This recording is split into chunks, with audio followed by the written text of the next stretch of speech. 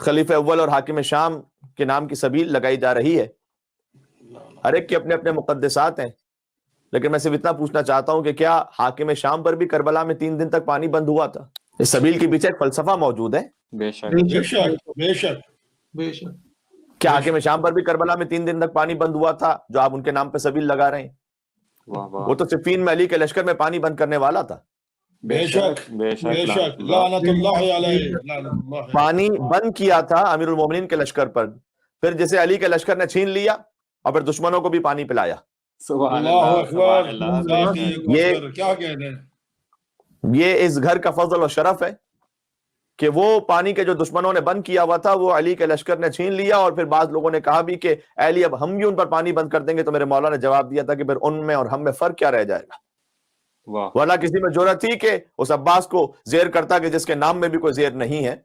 سبحان اللہ سبحان اللہ، بہت خوب، کیا اللہ اللہ، کیا کہنے ہیں، سبحان اللہ، کیا کہنے ہیں۔ تو جو مہلت دی گئی یہ مہلت قائم آل محمد کے ظہور تک ہے۔ عرض کیا کہ ایک سخت وقت ہے، لیکن بہرحال it's the right time to redefine the definition of صحابہ۔ کیا کہنے، واہ واہ واہ واہ، سبحان اللہ، واہ واہ واہ واہ، بے شک۔ کیا کہنے، کیا کہنے۔ قوموں پر امتحان آتے رہتے ہیں، اس وقت بھی ایک امتحان آیا ہوا ہے، اور انشاءاللہ قائم آل محمد کی تائید و نصرت سے ہم اس امتحان میں بھی سرخرو ہوں گے۔ اور میری گزارش یہ بھی ہے تمام اہلیان پاکستان سے، اور جہاں کہیں آواز جا رہی ہے، کہ اس وقت ہمیں گورنمنٹ اور دیگر اداروں سے کنفرنٹیشن میں ہرگز نہیں جانا چاہیے، کیونکہ ادارہ جاتی سپورٹ انہیں نہیں مل رہی، یہی تو ان کے منانے کی ایک وجہ ہے۔ اور اس میں جو ہم نے بنیادی ترین سوال آپ کے سامنے رکھا ہے کہ I think it's the right time to redefine the definition of صحابہ within مسلم امہ۔ ہمیں تو کسی انسان پر تو چھوڑ دیجئے، ہمیں تو ہمارے مولا نے یہ سکھلایا ہے کہ اگر مجھے ساری دنیا کی خلافت دے دو، فقط اس شرط پر کہ جو چونٹی کے منہ میں چھوٹا سا پتا موجود ہے میں اسے ظلم کرتے ہوئے چھین لوں، تو علی ساری دنیا کی حکومت و خلافت کو ٹھکرا دے گا، لیکن اس چونٹی کے منہ سے وہ پتا نہیں کھینچے گا۔ اس ہائی ٹائم کہ ہم پوچھیں عالم اسلام سے کہ یہ جو صحابی کی ڈیفینیشن آپ نے ڈیفائن کی ہوئی ہے، یہ کسی قرآن اور حدیث میں آئی ہوئی ہے ڈیفینیشن؟ حتیٰ کتب اہل سنت کی میں احادیث میں بات کر رہا ہوں کہ کیا ان کی احادیث میں بھی صحابیت کی یہ ڈیفینیشن آئی ہوئی ہے جو اس وقت آپ نے مانی ہوئی ہے؟ مجھے کوئی ایک حدیث بتلا دیجئے۔ آپ یہ بیان کرتے ہیں کہ من صحب النبی او رآہ من المسلمین، جس نے نبی کی صحبت اختیار کی یا فقط نبی کو دیکھا ہو۔ کتاب فضائل الصحابہ صحیح بخاری جو سعودی عرب سے چھپی ہے، صفحہ نمبر 697 پر یہ حدیث موجود ہے۔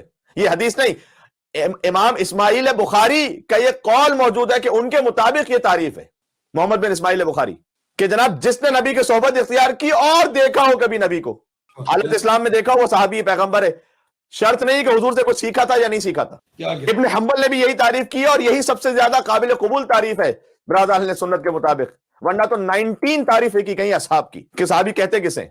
ابن تیمیہ حرانی نے تو پھر معاملہ اور بھی زیادہ کلیئر کر دیا کہ من صاحب النبی سنتن، کہ جو نبی کی صحبت اختیار کرے 1 سال او شہرن، یا 1 ماہ او یومن، یا 1 دن او ساعتن، یا 1 لحظہ، 1 لمحہ، اور آہو مومنن، صحبت اختیار 1 لحظے کی بھی نہ کیوں، بس دور سے دیکھ لیا ہو حالت ایمان میں، فہو من اصحابی، تو بس وہ ان کے صحابی میں شامل ہے۔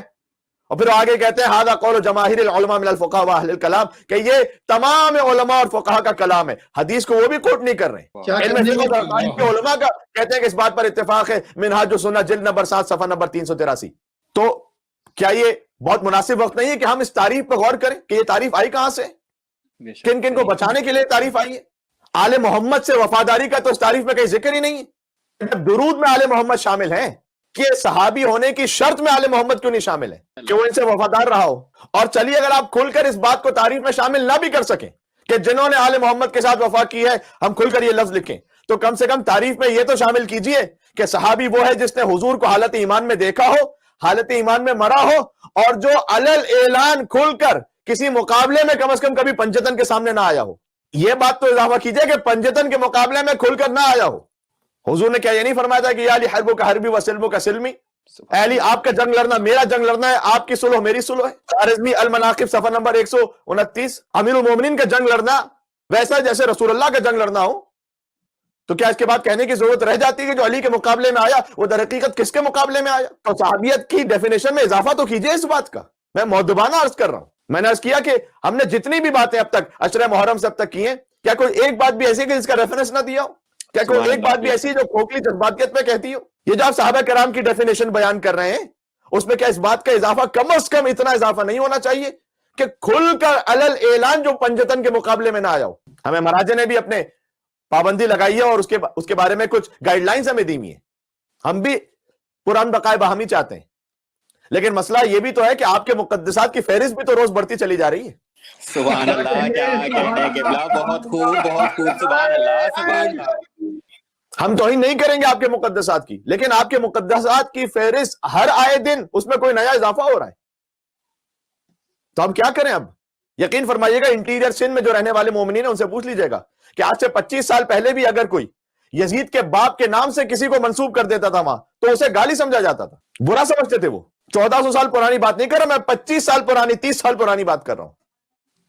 سبحان علامہ مودودی کی خلافت و ملوکیت نہیں پڑھی کہ آپ نے، جس میں حاکم شام کا کیا کردار لکھا ہوا ہے، لیکن آپ ہر 25-30 سال بعد مقدسات میں کوئی نیا اضافہ کر دیتے ہیں کہ آپ انہیں بھی کچھ نہ کہو، اور پھر ہم سے بھی اصرار ہے کہ نہ صرف کچھ نہ کہو بلکہ احترام بھی رکھو. لیا نا آپ نے پاکستان میں، میں تو کہتا ہوں پورا جمل کا لشکر موجود تھا، صرف اونٹنی کی کمی رہ گئی تھی. کیا کہنے، سبحان اللہ، واہ واہ واہ. پھر ایک سلوگن بھی بنا لیا کہ ایک نام لیا اور اس نام کے آغاز میں چونکہ الف آتا ہے تو کہا ان کے الف سے لے کر علی کی یا تک ہر صحابی عادل اور سچا ہے. کیا یہ کوئی حدیث ہے؟ کیا رسول اللہ صلی اللہ علیہ وسلم نے بیان فرمایا ہے؟ اچھا اتنا بھی نہ سوچا کہ اس الف با تا سے یا تک کے درمیان میم سے سورہ منافقون بھی آتا ہے. سبحان اللہ، کیا کہنے قبلہ، کیا کہنے، بہت خوب. ارے بھائی اس میم کا معاملہ بھی تو حل کرو. سبحان اللہ. آپ نے انہیں بھی مقدسات میں شامل کر دیا. اب تو صرف یزید باقی رہ گیا ہے، بلکہ ہلکی ہلکی ڈھولکی تو یزید کے لیے بھی بجنا شروع ہو چکی ہے. نہ کبھی ابو لہب کے بارے میں، نہ ابو جہل کے بارے میں، عتبہ شیبہ کسی کے بارے میں نہیں کہتے ہیں فقط یزید کے بارے میں. یزید کو برا نہ کہو، شاید اللہ نے معاف کر دیا ہو، اس لیے کہ انسان اسی کے حق میں بولتا ہے جس سے اس کی کوئی رشتہ داری ہوتی ہے. سبحان اللہ، کیا کہنے. اللہ تعالیٰ یزیدیت سے ایسا رشتہ جوڑا ہوا ہے کہ کچھ کر لو بس یزید پہ لعنت نہ بھیجو. اور یاد رکھیے گا کہ آپ کے کافر کے نعرے بازی سے ہمیں کوئی فرق نہیں پڑنے والا.